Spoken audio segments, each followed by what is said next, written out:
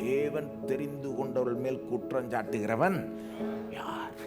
தேவனே அவர்களை நீதிமான்களாக்குகிறவர்.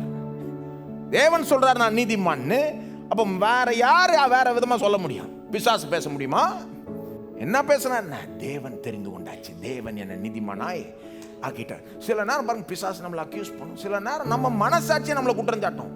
சில நேரம் நம்ம பாவம் செஞ்சு மனம் திரும்பி அறிக்கை செய்த பிறகும், தேவனிடத்தில் மன்னிப்பு கேட்ட பிறகும் மனசாட்சி குற்றம் சாட்டிகிட்டே இருக்கும். உனக்கெல்லாம் எங்க மன்னிப்பு, மறந்துரு, உன் கதை அவ்வளோதான், முடிஞ்சது போ. அப்போ இந்த மாதிரி உனக்கு மனசாட்சிக்கு நீங்க பிரசவம் பண்ணணும். தேவன் தெரிந்து கொண்டவர் மேல் குற்றம் சாட்டுகிறவன், தேவனே அவர்களை நீதிமான்களும் ஆக்குகிறவர், ஆக்கினைக்குள்ளாக தீர்க்கிறவன் யார்? எங்க மனசாட்சி பெருசா, வசனம் பெருசாங்க?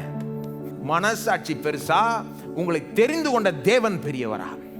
ஆக்கினைக்குள்ளாக தீர்க்கிறவன் யார்? கிறிஸ்துவே மரித்தவர், அவரே எழுந்தும் இருக்கிறவர், அவரே தேவனுடைய வலது பார்சத்திலும் இருக்கிறவர், நமக்காக வேண்டுதல் செய்கிறவரும் அவரே.